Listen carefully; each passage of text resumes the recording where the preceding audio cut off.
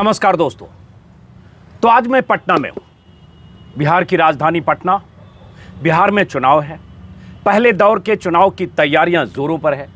चुनाव प्रचार हर रोज गली गली, शहर शहर, रैलियां अलग अलग इलाकों में नीतीश कुमार से लेकर तेजस्वी की हो रही है। अब इसमें प्रधानमंत्री मोदी की एंट्री होने वाली है, आज योगी की एंट्री हो रही है और इसके साथ ही चुनाव की सरगर्मी चरम की तरफ बढ़ने वाली है। लेकिन सवाल यह उठता है, क्या होगा बिहार में, कौन जीतेगा? हर सवाल का जवाब तलाशते हुए लोग यहीं पहुंचना चाहते हैं कि आखिर नतीजे क्या होंगे, जीत किसकी होगी। तो आज भी पटना में अखबारों का बंडल मेरे हाथ में है। फर्क यह है कि दिल्ली में जब होता हूं तो दिल्ली से छपने वाले अखबार मेरे हाथ में होते हैं, आज ये पटना के अखबार हैं। किस अखबार में क्या छपा, क्या छिपा, समझने की कोशिश करूंगा। लेकिन हो सकता है ये सिलसिला उस तरह से जारी न रहे जैसे दिल्ली में होता है, क्योंकि मैं भी चाहूँगा अलग अलग शहर, अलग अलग इलाकों में घूमूं, देखूं, समझूं, ज़मीनी हकीकत को समझने की कोशिश करूं। लेकिन आज एक बार पटना के अखबारों को समझते हुए कुछ बातें आपसे करना चाहता हूं दोस्तों। अगर अखबारों की हेडलाइन की बात करें, 8-10 अखबार मेरे हाथ में है। जो सबसे बड़ी बात और सबसे बड़ा मुद्दा अब बनता दिख रहा है बिहार में, ये दैनिक भास्कर है मेरे हाथ में। और ये दैनिक भास्कर की हेडलाइन, ये पेज 2 है। एक्चुअली सुर्खियां इस पर भी है, सुर्खियां इस पर भी है, इसलिए मैं इस पेज पर रहता हूं।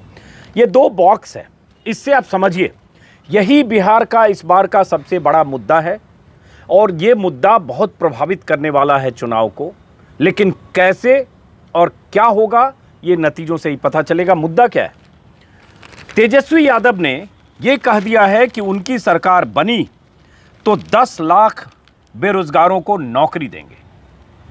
और जवाब नीतीश कुमार को देना पड़ रहा है कि 15 साल पहले सरकार थी तो तब क्या किया, 15 साल में जंगल राज था, अब आप नौकरियों की बात कर रहे हैं, 10 लाख रोजगार देने की बात कर रहे हैं, तो कहां से देंगे? पैसे कहां से आएंगे? खजाने पर इतना बोझ कैसे, खजाना इतना बोझ कैसे सहन करेगा? ये सवाल नीतीश कुमार उठा रहे हैं।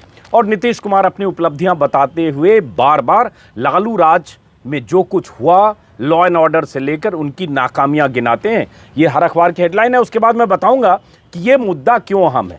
ये भास्कर है, यही अगर देखेंगे तो ये प्रभात खबर है पटना का, यहां भी वैसे ही है।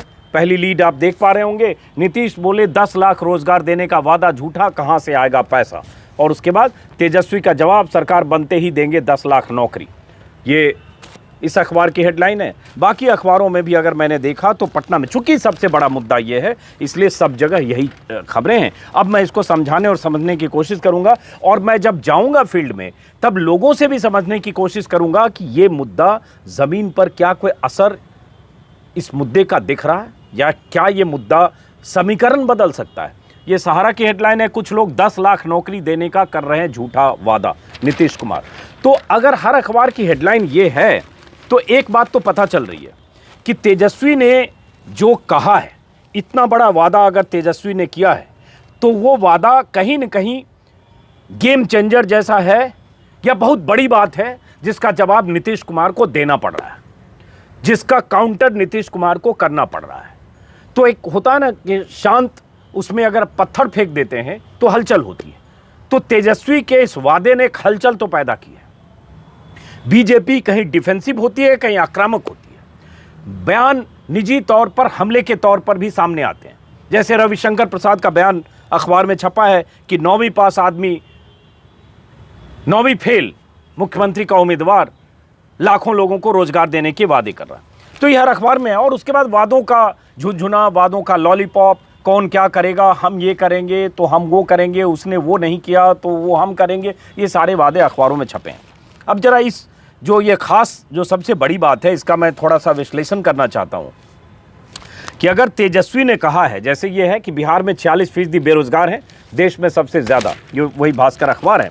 और अगर तेजस्वी कहते हैं कि 10 लाख लोगों को पहली कैबिनेट में नौकरी देने का फैसला करेंगे, पहली दस्तखत से 10 लाख लोगों को नौकरी देंगे अगर सरकार बनी तो, सब कुछ इफ एंड बट में है।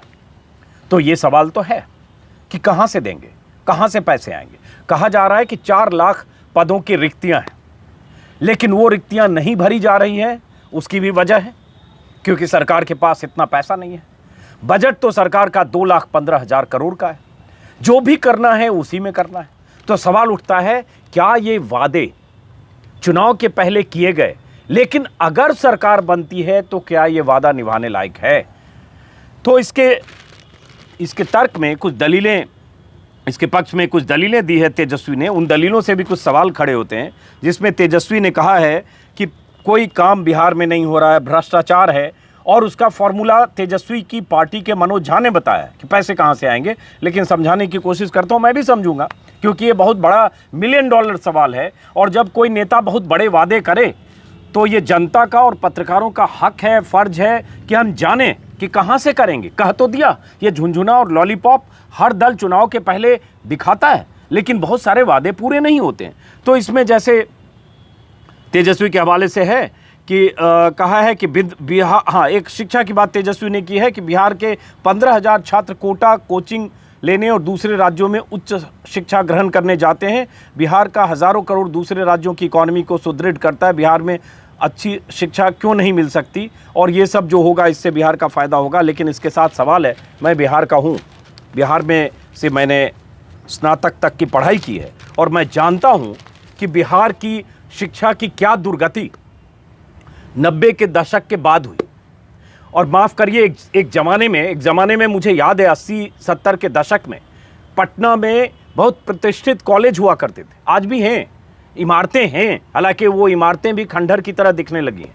लेकिन उस दौर की जो प्रतिष्ठा थी, Patna science college, Patna college, Patna university, Bhagalpur university, Lalit Narayan Mithila university, वो इमारतें जो ऐतिहासिक इमारतें हैं, दरभंगा की, भागलपुर की, पटना की, उन ऐतिहासिक इमारतों में शानदार पढ़ाई हुआ करती थी। मुझे याद है 80 के दशक में लोगों का सपना होता था कि उनके बच्चे का दाखिला पटना साइंस कॉलेज में हो जाए, और जिसका पटना साइंस कॉलेज में दाखिला हो जाता था उसका पिता पूरे मोहल्ले में गर्व से कहता हुआ बताता था कि मेरा बेटा पटना के साइंस कॉलेज में पढ़ता है। क्या आज पटना साइंस कॉलेज की वो प्रतिष्ठा है? क्या आज बिहार के अभिभावक अपने बच्चों को उसी गर्व के साथ पटना साइंस कॉलेज में पढ़ाना चाहते हैं, या पटना कॉलेज में पढ़ाना चाहते हैं, या LNMU में पढ़ाना चाहते हैं, या LS कॉलेज में पढ़ाना चाहते हैं, या CM साइंस कॉलेज दरभंगा में पढ़ाना चाहते हैं, या भागलपुर की यूनिवर्सिटी में पढ़ाना चाहते हैं? ये सवाल बिहार के लोगों आप पे छोड़ता हूँ। तो शिक्षा का बुरा हाल बीते 30 सालों में हुआ है। बिहार के लोग आज भी, और तब भी कहा जाता था कि बिहार के छात्र सबसे अधिक मुखर्जी नगर में होते थे, और IAS, IPS, UPSC की परीक्षाओं में बिहार के छात्रों की तादाद और भागीदारी बहुत ज़्यादा होती थी। तब भी यहाँ से छात्र दिल्ली पढ़ने जाते थे। लेकिन क्या ये सिलसिला जो दशकों से चला आ रहा है, और वो सिलसिला बढ़ता जा रहा है, लेकिन तब जाते थे UPSC की तैयारियों के लिए, अब मामूली पढ़ाई के लिए भी लोगों को लगता है बिहार से बाहर जाओ। ऐसी स्थिति क्यों आई? इसके लिए कौन कौन जिम्मेदार है? 15 साल तेजस्वी के पिता लालू यादव, तेजस्वी की मां राबड़ी देवी की सरकार, 15 साल नीतीश कुमार की सरकार, और आज अगर शिक्षा की हालत देखें तो मुझे तो तरस आता है। और इसके लिए आज अगर नेता दावे कर रहे हैं, चाहे तेजस्वी कर रहे हो, चाहे नीतीश कुमार कर रहे हैं, लेकिन उन दावों में बहुत सारे सवाल हैं। अब जैसे ये 10 लाख रोजगार की बात अगर कर रहे हैं, तो एक खबर, प्रभात खबर में ही मैं देख रहा था कि मनोज झा जो राज्यसभा सदस्य हैं और तेजस्वी के बहुत करीबी हैं, RJD के नेता, उन्होंने कहा सत्ता में आए तो मुखिया और सरपंचों को देंगे मानदेय में 70%, सरपंचों के मानदेय में 70% इजाफा करेंगे। और उसी में नीचे बताया कि ये 10 लाख रोजगार कैसे जनरेट होंगे और कैसे इस रोजगार के वादे को पूरा करेंगे। तो उन्होंने कहा है कि राजद नौकरी देने के वादे पर जो लोग सवाल उठा रहे हैं उन्हें पता होना चाहिए कि यह घोषणा हवा में नहीं की गई है, और तेजस्वी यादव ने इस मामले में पूरा अध्ययन कर ब्लूप्रिंट तैयार किया है। रोजगार देने के लिए पॉलिटिकल विल की ज़रूरत है, ये कहा है राजद की तरफ से।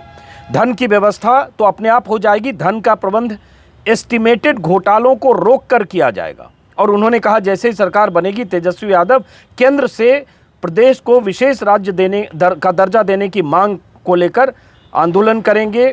उनकी बात नहीं मांग करेंगे, उनकी बात नहीं मानी गई तो आमरण अनशन पर बैठेंगे।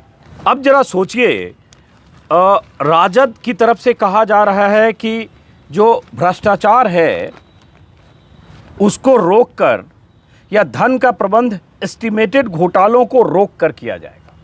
तो घोटाले के आरोप तो आरजेडी सरकार पर भी लगे, और घोटालों को रोककर एस्टिमेटेड घोटाले उसको रोककर धन का प्रबंध किया जाएगा।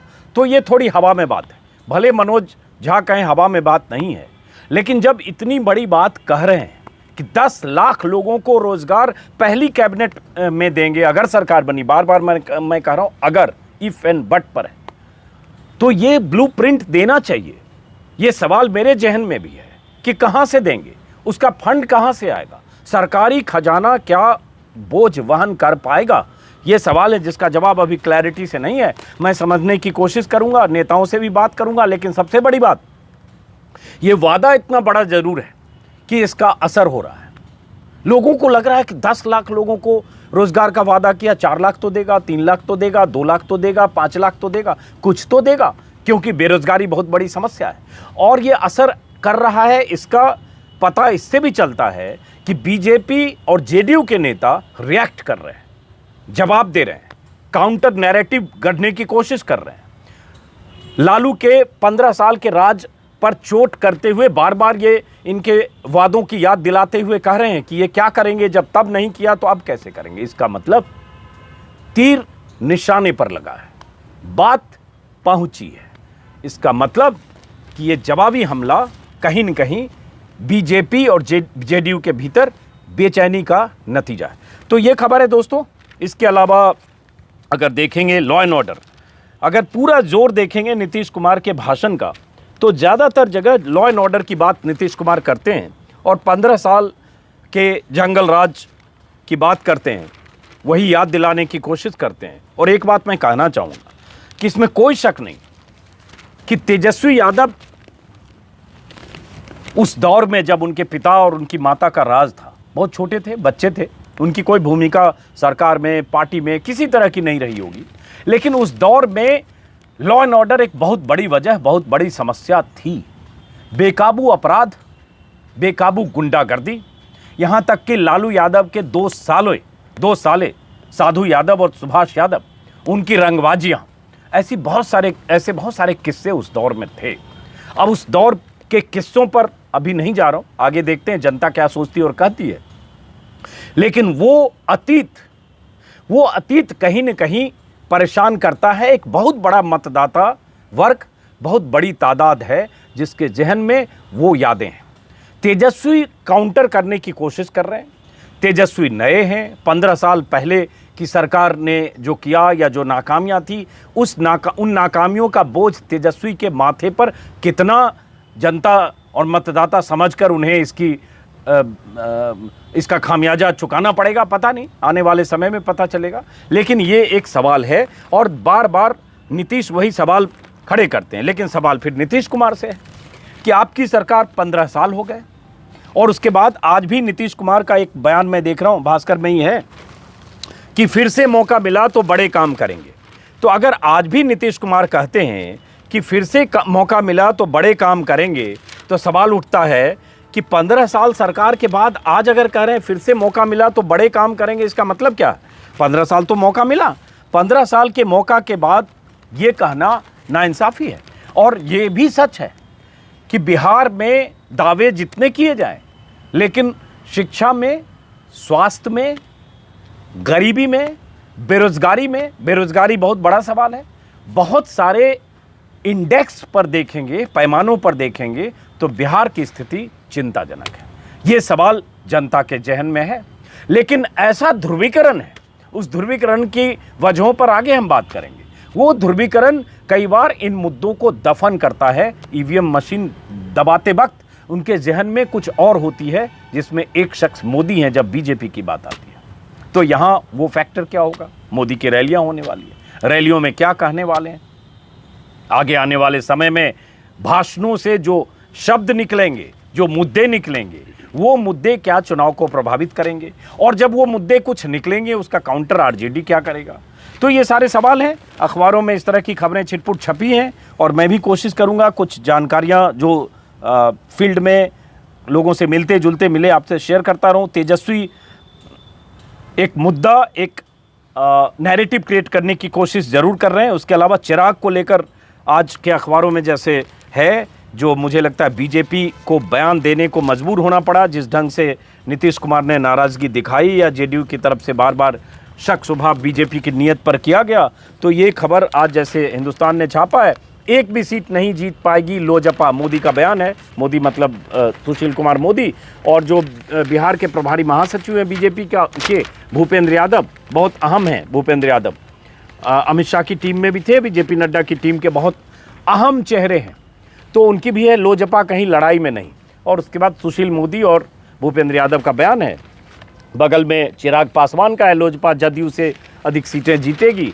चिराग पासवान बार बार सिर्फ नीतीश कुमार पर निशाना साध रहे हैं, और नीतीश कुमार को ऐसा न लगे कि चिराग पासवान के पीछे कहीं बीजेपी है या बीजेपी चुनाव के बाद कुछ खेल कर सकती है, इसलिए एक चीज़ बदली है कि बीजेपी के नेता 5-6 दिन पहले तक जो चिराग के मुद्दे पर मौन थे, अब वो मुखर हुए हैं। लेकिन उसके बाद में मैं कहूँगा कि कुछ हुआ तो खेल होगा, भरोसा मत करिए, चुनाव के बाद कुछ भी मुमकिन है। ये इस देश में देखा है हमने, कश्मीर में भी देखा, पीडीपी बीजेपी की सरकार, बेंगलुरु में कर्नाटक में हमने देखा जेडीयू कांग्रेस की सरकार, अलग अलग राज्यों में ऐसी, हरियाणा में देखा दुष्यंत चौटाला और बीजेपी की सरकार, तो इसकी मिसालें गोवा में हमने देखा, इसकी मिसालें देश के अलग अलग राज्यों में बीते 6 साल में ही देखने को मिली। यहाँ तक कि दूर क्यों जाए, हाथ कंगन को आरसी क्या, बिहार में ही नीतीश कुमार अलग होकर लड़े, आरजेडी के साथ लड़े, 1.5 साल के करीब साथ रहे, उसके बाद फिर अलग हुए, अलग होकर फिर बीजेपी के साथ आए। तो ये चुनाव के बाद कुछ भी मुमकिन है, इस बात पर गौर करिए, बार बार कह रहा हूँ। और वही लोजपा के हवाले से कुछ चीज़ें कही जा रही है। चिराग पासवान का एक बयान बहुत चर्चित हुआ, जिसमें कहा कि प्रधानमंत्री का नाम लेकर या कुछ लोग मुझ पर हमला कर रहे हैं, वो उससे मैं दुखी हूँ, लेकिन ठीक है, जिनको जो कहना है वो कहें, मेरे दिल में तो मोदी ही रहते हैं। ये सब छिटपुट खबरें, बाकी किस किस इलाके में क्या हो रहा है, कुछ कुछ इलाकों की खबरें हैं, और वादों की खबरें हर अखबार में है। फिर से एलजेपी का अभी विजन डॉक्यूमेंट जारी होने वाला है, कहीं देख रहा था मैं, बीजेपी का भी मैनिफेस्टो आने वाला है, उस मैनिफेस्टो में क्या होगा। एक जो खबरें हैं कि 5 सीटों पर एलजेपी और बीजेपी का दोस्ताना संघर्ष है। अब ये उसको लेकर चिराग ने कहा है कि ये बात मैंने पहले ही बीजेपी हाईकमान को बता दी थी, लेकिन उसका क्या मतलब है इसको समझते हैं, समझने की कोशिश करेंगे। एक अच्छा लेख है, कमलेश सिंह है, वरिष्ठ पत्रकार और बिहार मामलों के जानकार, भास्कर में पेज 2 पर है, यहाँ पे ये खबर छपी, लेख है, रिपोर्ट है, रिपोर्टाज है, जो भी कहें। सोचिए, बिहार में बाढ़ ही आती है लेकिन उद्योग क्यों नहीं आते। और इसमें कमलेश ने नीतीश कुमार का एक बयान था, जिसमें नीतीश कुमार ने कहा बिहार में उद्योग इसलिए नहीं आते कि जो शहर समुद्र के किनारे बसा होता है वहाँ उद्योगों की बाढ़ आ जाती है या उद्योग ज़्यादा आते हैं, बिहार समुद्र के किनारे नहीं है, ऐसा कुछ अपने बयान में कहा था, जिसकी बहुत आलोचना हुई, क्योंकि बहुत सारे ऐसे राज्य हैं जो समुद्र के किनारे नहीं हैं, चाहे दिल्ली हो, चाहे पंजाब हो, चाहे हरियाणा हो, चाहे उत्तर प्रदेश हो, या और बहुत सारे राज्य, उसका जिक्र, राजस्थान, उसका जिक्र करके लोग हमलावर हुए थे। तो कमलेश ने एक अच्छे ढंग से एक रिपोर्टाज लिखी है, जिसमें कि बिहार में कैसे जो निवेश का मुद्दा है, बेरोज़गारी का मुद्दा है, उद्योग का मुद्दा है, उस मुद्दे पर कैसे बिहार पीछे है। तो ये एक स्टोरी है, पढ़ना चाहिए अगर बिहार के लोग हैं तो। और उसके बाद अमित शाह ने वही चिराग वाले मुद्दे की सफाई दी है, पोस्टर पर नाम लिखने से कुछ नहीं होगा, जनता फैसला करेगी। तो वो तो कह ही रहे हैं कि उनके दिल में अब है तो पोस्टर की उनको ज़रूरत भी नहीं है। ये छिटपुट खबर है।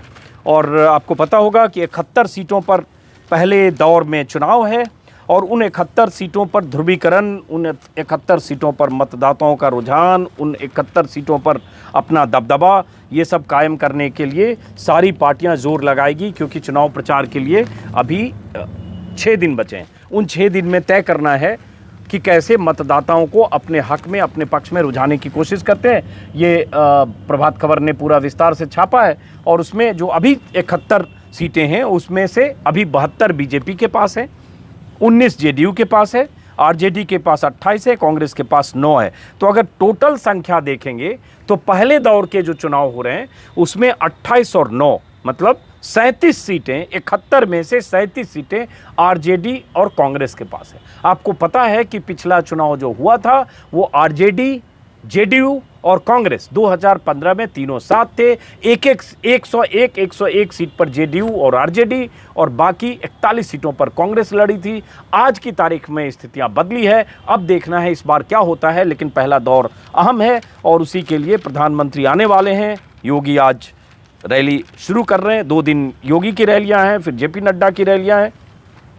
तो दोस्तों ये है, और चूंकि आज बिहार में हूं इसलिए मैं बिहार से ही ज़्यादा बात करूंगा, बिहार के मुद्दों पर ही ज़्यादा बात करूंगा। और उसमें एक चीज़ मैं सिर्फ कहना चाहूँगा कि अब चुनाव है, हर दल, हर प्रत्याशी, हर दल का शीर्ष नेतृत्व बड़े बड़े दावे और वादे करता है। आप अपने दिमाग में, अपने जहन में सवाल रखिए, अपने प्रत्याशियों को अपने पैमाने पर कसिए, उन वादों और दावों के पैमाने पर देखिए कि जो उन्होंने कहा, उन कहे पर पहले जो उन्होंने कहा उनका अतीत क्या है, उन्होंने क्या किया, जो कहा वो करने की प्रवृत्ति है या नहीं, फितरत है या नहीं, उसके बाद अपना फैसला खुद करिए। फिलहाल इस वीडियो को दोस्तों मैं यहीं ख़त्म करूंगा। एक बड़ा सवाल जो बिहार में है, वो बड़ा सवाल बेरोजगारी है, बड़ा सवाल शिक्षा है, बड़ा सवाल स्वास्थ्य है। और नीतीश कुमार 15 साल सरकार चला चुके हैं, उसके बाद भी बहुत सारे सवाल, बहुत सारे मोर्चों पर सरकार की कमियां सार्वजनिक तौर पर दिखती है। अगर आप बिहार घूमने निकलेंगे, मैं अब बिहार का हूं फिर भी घूमूंगा, देखूंगा, तस्वीरें कुछ आपको दिखाऊंगा, तो बहुत सारी चीज़ें ऐसी दिखेगी जिससे लगेगा कि सरकार को ये सब चीज़ करना चाहिए। लेकिन फिर सवाल ये उठेगा कि जो पहले की सरकारें थी उन्होंने क्या कहा और क्या किया। तो इन सवालों के बीच अपना आकलन करिए, समझने की कोशिश करिए, और जब आप वोट देने के लिए बूथ पर जाएं तो दिमाग में रहे कि आप किसके लिए वोट कर रहे हैं और क्यों कर रहे हैं। बाकी चीज़ें 10 तारीख को तय हो जाएगी, पता चलेगा कि बिहार के नतीजे क्या है। फिलहाल इस वीडियो को यहीं ख़त्म करते दोस्तों, फिर मुलाकात होगी और होती रहेगी अगले कुछ दिनों तक बिहार से।